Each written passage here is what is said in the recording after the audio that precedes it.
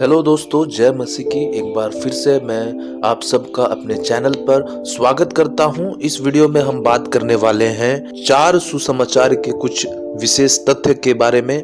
जैसा कि हम जानते हैं कि परमेश्वर ने हमें चारों सुसमाचार को दिया है, तो ये परमेश्वर की प्रेरणा से ही हमें मिला है कि हम परमेश्वर के वचन को जाने, परमेश्वर की इच्छाओं को जाने। कभी भी 4 सुसमाचार नहीं देते, परंतु एक ही सुसमाचार हमें प्रदान करते। तो मैं सबसे पहले चालू करूंगा मत्ती की पुस्तक से। मत्ती की पुस्तक का उद्देश्य यह है कि यीशु मसीह वह मसीहा है जिसकी भविष्यवाणी उन्होंने सुनी है। यह पुस्तक पुराने नियम के कुछ महत्वपूर्ण कोटेशन में ध्यान केंद्रित करता है, ताकि इससे हम यह जान सके कि यीशु मसीह वह महान शिक्षक हैं जिनके कार्य इस पुस्तक में प्रदर्शित किए गए हैं। यह बुक क्रोनोलॉजिकल ऑर्डर में नहीं परंतु लॉजिकल ऑर्डर में लिखी गई है। और मैं बताना चाहूंगा कि यह पुस्तक यहूदी गैर विश्वासियों के लिए विशेष करके लिखी गई है, ताकि वह अपना विश्वास परमेश्वर पर लाए। इस पुस्तक में मत्ती ने कुछ विशेष कॉन्सेप्ट को आधारित किया है।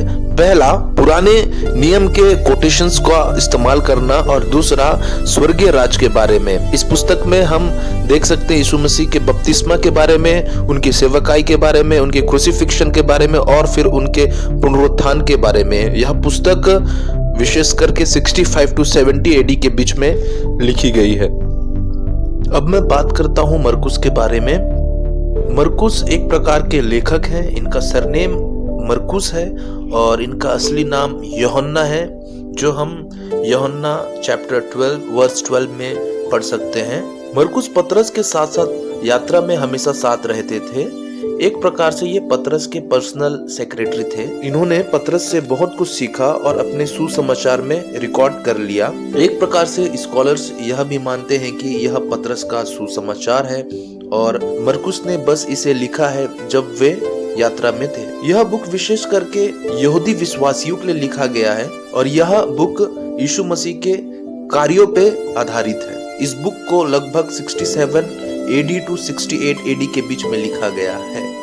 अब हम बात करते हैं लूका की पुस्तक के बारे में। लूका एक लेखक थे जो जन्म से ही एक यूनानी थे। लूका चैप्टर 1 में लूका ने अपने मटेरियल के बारे में बताया है कि उन्होंने कहां से अपने मटेरियल को प्राप्त किया। लूका चैप्टर 1 का वर्स 1 कहता है, बहुतों ने उन बातों को जो हमारे बीच में बीती है इतिहास लिखने में हाथ लगाया है। फिर जैसा कि उन्होंने जो पहले ही से इन बातों को देखने वाले और वचन के सेवक थे हम तक पहुंचाया। तो हम इस वचन से जान जाते हैं कि वो बहुत से विटनेस, आई विटनेस के द्वारा और वचन के सेवक मतलब खुद परमेश्वर के प्रेरितों के द्वारा अपने मटेरियल को प्राप्त करते थे और उसे अपने पुस्तक में इंक्लूड किया। इनके सुसमाचार का उद्देश्य था कि यीशु के कार्यों को यूनानी तक पहुंचाए और ये अपने ऑडियंस को यह बताना चाहते थे कि मनुष्य पापी है और उन्हें उद्धार की जरूरत है जो सिर्फ यीशु मसीह में प्राप्त है।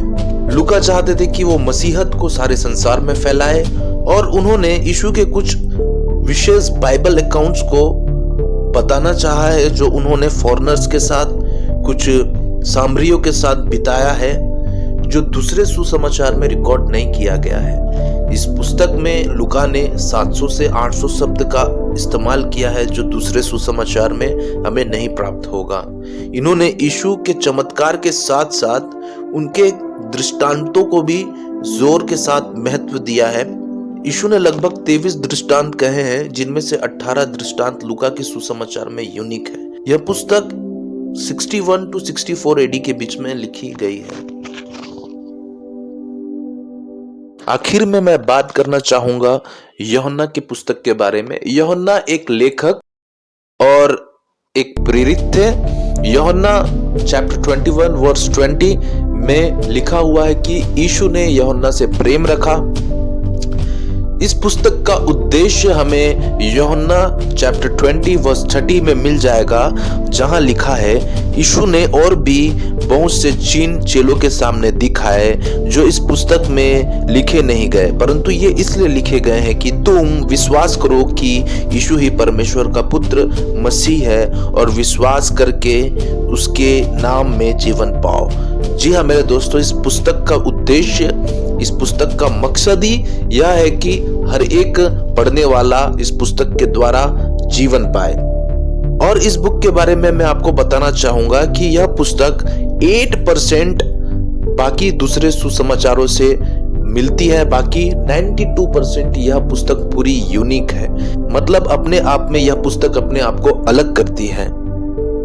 यह पुस्तक सबसे आखिर में लिखी गई, इसीलिए इस पुस्तक को लगभग 96 AD में लिखा गया है। तो मेरे प्रियो, आप सभी को इस फैक्ट्स के द्वारा, इस वीडियो के द्वारा आशीष मिले। आई होप कि आपको मेरा छोटा सा मेहनत अच्छा लगा होगा। प्लीज सब्सक्राइब करें एंड लाइक करें। Thank you for watching.